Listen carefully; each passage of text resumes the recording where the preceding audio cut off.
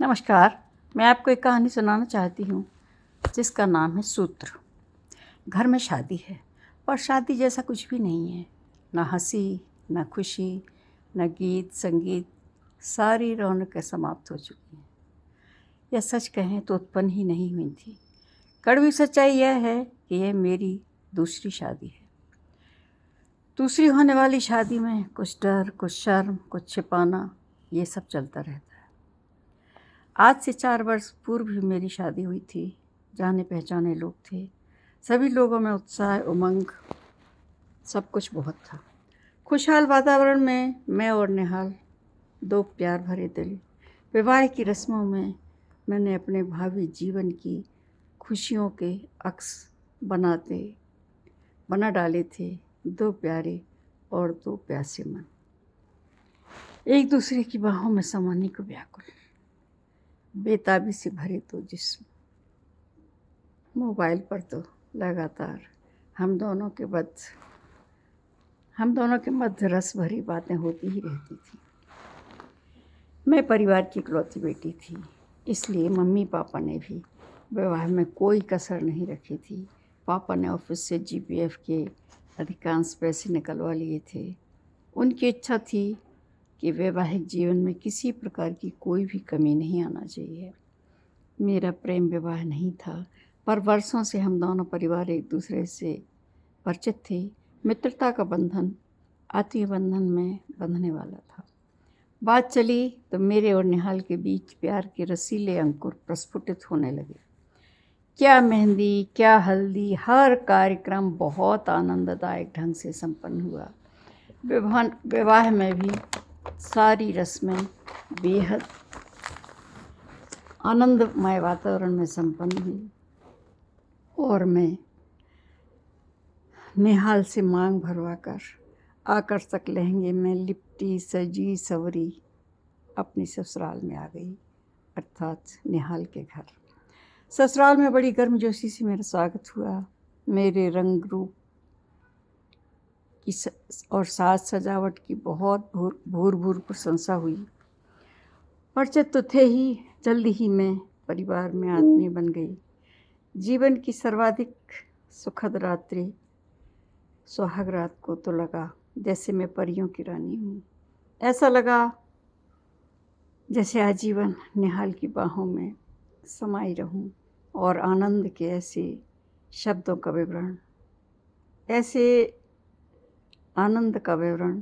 अनुभव का विवरण शब्दों में कहाँ बांध पाते हैं। बीच में 2-4 दिन को मायके गई, परंतु मेरा मन नहीं लगा। दिल तो निहाल के पास ही अटका हुआ था। मेरी ससुराल भोपाल में ही थी।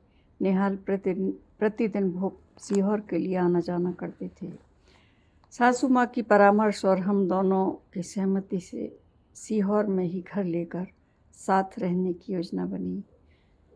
मैं तो चाहती ही थी कि मैं अधिक से अधिक निहाल के साथ समय बिताकर उनके साथ अच्छा सामंजस्य बैठा सकूं। अपना घर, अपना काम, पूरा समय निहाल का सुनहरा प्यार, और क्या चाहिए एक नवविवाहिता लड़की को। सीहोर के किराए से हम दोनों रहने लगे। छुट्टी होती तो भोपाल आ जाते। शुरू में सब कुछ बहुत अच्छा चलता रहा। फिर धीरे धीरे मुझे लगा निहाल को हर बात में रोक टोक की बहुत आदत है। क्या खाना बनेगा, कहाँ घूमने जाएंगे, क्या क्या सारी व्यवस्थाएं करेंगे, मैं क्या पहनूंगी, वो क्या पहनेंगे, सब कुछ निहाल ही तय करती। मैं कभी कभी छटपटा जाती, स्वयं को हिम्मत देती, पर मुझे लगा ये आदत बढ़ती जा रही है और बदतमीजी के साथ हुई। मैंने चिंतन किया, स्वयं पर काम किया, निहाल को भी शांतिपूर्ण रवैये से समझाने का प्रयास किया, पर उनका कहना था ये मेरा घर है, मेरे अनुसार ही चलेगा।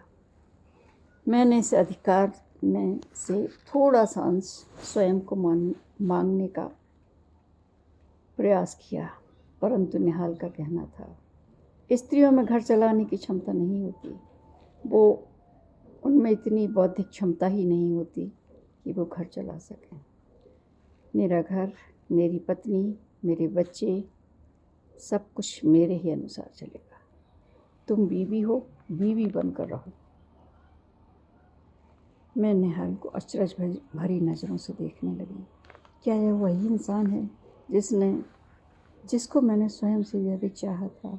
मैं भविष्य के प्रति आशंकित होने लगी और भयभीत हुई। एक दिन मैंने बात की और कुछ हंसी का प्रसंग आया तो हम दोनों जोर जोर से हंसने लगे। जैसे ही मैं अंदर आई तो निहाल बहुत जोर से चिल्लाने लगा। क्या फूहड़पन है जी, इतनी जोर से क्या हंसना होता है? मैं आश्चर्य में मैंने निहाल से कहा, मैं अपनी माँ से बात कर रही थी। हाँ ठीक है, लेकिन शालीन स्त्रियाँ इतनी ज़ोर ज़ोर से नहीं हंसती। ये बदतमीज़ी मुझे पसंद नहीं। लेकिन माँ के साथ मैं मिमियाती सी बोली, हाँ, माँ के साथ भी सप्ताह में एक बार बात किया करो। मैंने कहा, क्या मैं जेल में हूँ निहाल? मैं पत्नी हूँ, मुझे पद का मान मिलना चाहिए। मैंने दलील की। कैसा मान? क्या होता है पत्नी का मान? पति को खुश रखो, घर गृहस्थी चलाओ और बहस मत करो। अगर बहुत मनमानी करना है तो चली जाओ मेरे घर से, आउट। मैं क्रोध से कांपने लगी। इतना अपमान सह पाना बहुत कठिन था। मैंने गुस्से से कहा, मैं अभी ही तुम्हें और तुम्हारा घर छोड़कर जा रही हूँ। जाओ जाओ। मैंने जल्दी जल्दी ज़रूरत का सामान लिया और टैक्सी बुलाकर मायके चल दी। उदास मन, बेतरतीब कपड़े, अश्रुपूरित आँखें, टूटा हुआ दिल। माँ की अनुभवी आँखों को समझते देर नहीं लगी कि सब कुछ ठीक नहीं है। माँ के पूछने पर मैंने सब कुछ सच सच बता दिया। माँ दुखी भी हुई और चिंतित भी। कहने लगी, बेटा सोच समझ लो, जैसा तुम चाहोगी वैसा ही करूँगी। घर तोड़ना किसे अच्छा लगता है? पर जब मैंने शांत भाव से सोचा तो लगा निहाल का हर क्षण नियंत्रक स्वभाव, अहम की तुष्टि के लिए मुझे कभी भी किसी के भी सामने नीचे दिखाना। मुझे लगा मेरा आत्मविश्वास डगमगाने लगा है, मेरा व्यक्तित्व खोखला हो रहा है और मैं स्वयं को कहीं खोती जा रही हूँ। मैं अभी विचार चिंतन कर ही रही थी, इतने में निहाल से तलाक के कागज़ पर हस्ताक्षर के लिए डाक आ गई। मुझे बहुत बुरा लगा। उपेक्षा और अपमान से व्यथित मेरे मन के पास अब चारा ही क्या था। मैंने चुपचाप हस्ताक्षर कर पेपर भेज दिए। आपसी सहमति से शीघ्र ही हमारा तलाक हो गया। जिस दिन फैसला हुआ मैं बहुत रोई। मुझे लगा अब क्या होगा, कैसे होगा, क्या करूं? परिवार के लोगों ने मुझे भावनात्मक सहारा दिया। उनके प्रोत्साहन से मैंने जॉब सर्च करना शुरू कर दिया।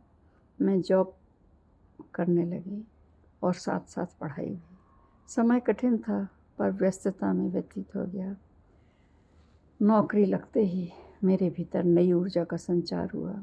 मैंने सब कुछ भुलाकर नए सिरे से जीना शुरू किया। मुझे अपने अस्तित्व का बोध हो चला था। पर मायके में रहना कौन सी लड़की चाहती है? लेकिन मेरी मजबूरी थी और मैं रह रही थी। मेरे ऑफिस में कार्यरत रजत से मेरी दोस्ती थी। दोस्ती धीरे धीरे प्रेम में बदलने लगी और रजत ने मुझसे विवाह की इच्छा प्रकट की। मैं तो दूध की जली बैठी थी, मट्ठा भी फूंक फूंक कर पीती। मैंने रजत को अपनी सारी सच्चाई उजागर कर दी। रजत को इसमें कोई ऐतराज़ नहीं था। मैंने फिर भी सोचने के लिए समय लिया।